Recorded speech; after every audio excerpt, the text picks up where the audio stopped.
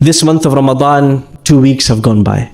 For many of us, we started out, as with every match, as with every competition, with every event, you start out racing past the gates in excitement. You welcomed the month of Ramadan. You were eager in the first few days. But as the days went by and the fast grew on you, and you got desensitized and I got desensitized, we slowly but surely lost that motivation. We lost the energy that we had in the first few days. And we reach a point, at this very point in the middle of the month, where we are depleted in energy and depleted in motivation. And some of us have even lost sight of the goal. What are we trying to do in this month? Some of us are just trying to survive the last few days. As the last 10 days draw near, and the nights in which we search for Laylatul Qadr draws near, we have to completely switch this mindset over.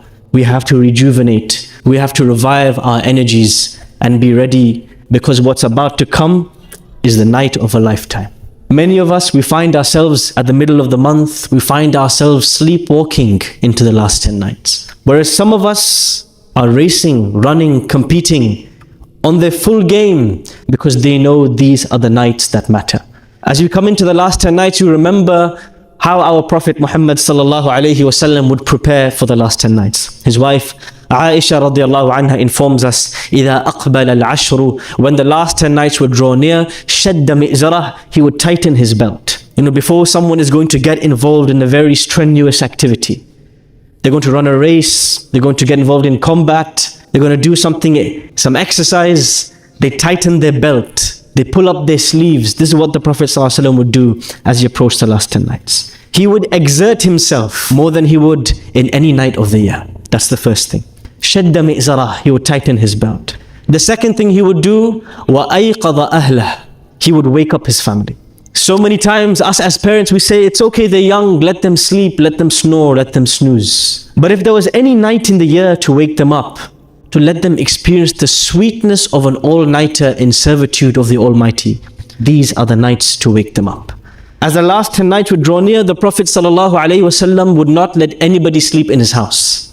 The children, his wives, his family, his extended family, he would go knocking their doors, saying to them, أَلَا تَقُومَانِ فَتُصَلِّيَانِ, why don't you get up and pray? Nobody would be left, no room, no door would be unknocked, except that he would pass by and involve everyone. And this is really especially a duty for the leaders of the household, the fathers, and for the mothers. Because Allah subhanahu wa ta'ala is not going to ask our children, why didn't you wake up, 8-year-old, 9-year-old, 11-year-old to pray at night? He's going to ask us, those who are responsible for them. Why did we not push them? For many of us, there is an embarrassing answer to this. We ourselves don't get up. Where is the question of waking up our children? As we come towards these last 10 nights, many of us feel despair. We feel embarrassed. We think, what's the point? I've wasted 2 weeks. Forget 2 weeks, I might have wasted my entire life. How am I going to save myself? What is the point of exerting myself just in the last few nights of Ramadan? For those people, Allah subhanahu wa ta'ala has a special message for you. Allah says in the Quran, قُلْ يَا عِبَادِيَ الَّذِينَ أَسْرَفُوا عَلَىٰ أَنفُسِهِمْ.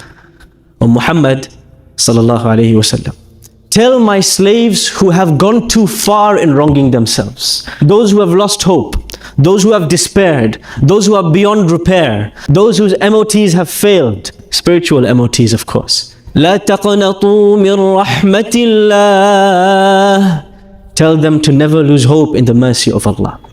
إِنَّ اللَّهَ يَغْفِرُ الذُّنُوبَ جَمِيعًا, Allah forgives all sins.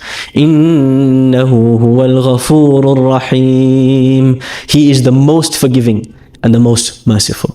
Many of us, as we enter these last 10 nights, devoid of energy, devoid of hope, we need to remember that message. Whatever our criminal record says in the sight of Allah, it is only a moment of sincere repentance, and it can all be wiped clean. We can start with a clean slate. This is the spirit of the last 10 nights. As when the Prophet ﷺ is asked by his wife Aisha radiallahu anha, if I am to find Laylatul Qadr, we don't know which night, most likely one of the odd nights, but we don't know which, what should I say? It's like if I end up one day standing in front of the king or the queen or the prime minister, I'm going to find myself speechless. Give me a script. What should I say? And in that moment, the Prophet ﷺ tells her, if you find yourself in that night, Laylatul Qadr, then you should say, Allahumma innaka afuun. Oh Allah, you are the only one able to wipe away all of my sins. Tuhibbul afwa, and you love to do so. Fa'afu anni. Please erase, wipe clean all of my sins. Be ambitious. As we come to the last 10 nights, we are not asking somebody with limited capital, with a small bank account, with limited reserves. We're not asking someone who is facing the cost of living crisis. We are asking the Almighty who owns the heavens and the earth. Why be modest in our request? The Prophet ﷺ says to his companions, إِذَا سَأَلْتُمُ اللَّهَ, if you get a chance to ask Allah for something, فَاسْأَلُوهُ الْفِرْدَوْسِ, don't ask Him for the basement of paradise. Don't ask Him for the ensuite studio accommodation of paradise. Ask Him for the penthouse. Ask Him for Al-Firdaus. Ask Him for the greatest part of paradise. Don't be modest. Don't be shy, because you are asking the one who owns the heavens and the earth. This is the attitude with which we should go into the last 10 nights. We are going to a sale, an offer, a one-time offer, in which 83 years worth of deeds can be gained and a lifetime worth of sins can be forgiven. How merciful of Allah to even grant us that opportunity. And I want to end this khutbah sharing with you this story in hopes that it will give us food for thought. This man, Abu Hurairah radiallahu anhu, he accepts Islam in the 7th year Hijri. That means after he accepts Islam, he only has 3 to 4 years in the company of the Prophet Muhammad sallallahu alaihi wasallam before the Prophet sallallahu alaihi wasallam passes away. 3 to 4 years. For a moment, think about everything he has missed. He has missed the battle of Badr, the battle of Uhud, the battle of the trench, the great battles, the great wars, the great moments. How many years he missed the company of the Prophet ﷺ? 17 years he did not experience a moment with the Prophet ﷺ. And he's come now at the very end of the Prophet's life, the last minute, the last 3 years, and he's accepted Islam. One might think, in 3 years, what is this man going to do? What's he going to learn from the Prophet? What's he going to achieve? And then he turns around and he shocks us all. And he becomes the greatest narrator of hadith that the world has ever seen. 3 to 4 years in the company of the Prophet ﷺ. And he narrates roughly 12,000 ahadith. It's like when you're watching a match and you get that substitution at the last 5 minutes and that substitute scores all the goals. That last over of the match when all the runs are scored. It takes a man who knows the value of time. He thinks to himself, I have 3 years. I've spent so many years of my life as a disbeliever. In these 3 years, this was his mandate, his mission. I am not going to part ways with Muhammad sallallahu alaihi wasallam for even a single minute. I am going to memorize everything he says, every movement. To the extent, Abu Hurairah used to watch the Prophet's silences and ask him, why were you silent for that one moment? One day he asked the Prophet, أَرَأَيْتَ سُكُوتَكَ بَيْنَ التَّكْبِيرِ وَالْفَاتِحَةِ مَا تَقُولُ. I saw you silent for one moment between saying Allahu Akbar and reading the Fatiha. What do you say? Look at the curiosity.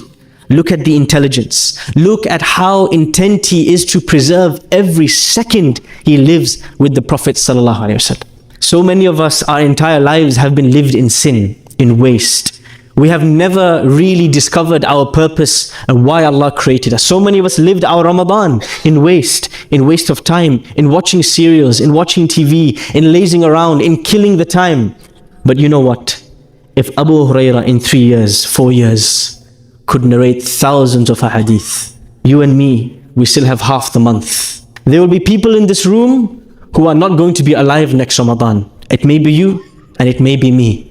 This may be our last opportunity. And the question is, what are we going to do with that last opportunity? There are so many of us in this room, we are going to wake up on the day of judgment regretful. As Allah says in the Quran, حَتَّى إِذَا جَاءَ أَحَدَهُمُ الْمَوْتُ قَالَ رَبِّ ارْجِعُونَ. When death comes, and it comes with no appointment, we will exclaim, Oh Allah, send me back. رَبِّ ارْجِعُونِ لَعَلِّي أَعْمَلُ صَالِحًا فِيمَا تَرَكْتُ. Oh Allah, send me back to the world so that I can do all the good that I missed out on. What's Allah's response? كَلَّا إِنَّهَا كَلِمَةٌ هُوَ قَائِلُهَا. You are speaking empty words, my friend.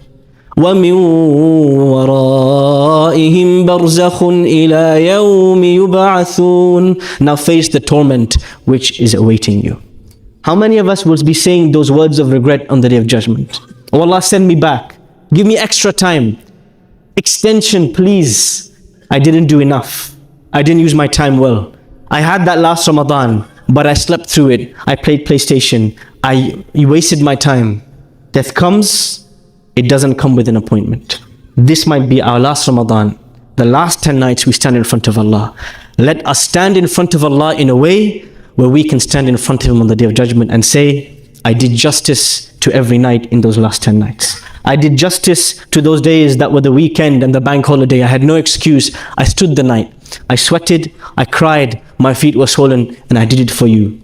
Will we be able to say that to Allah on the Day of Judgment? Or will we be of those begging to ask Him to send us back?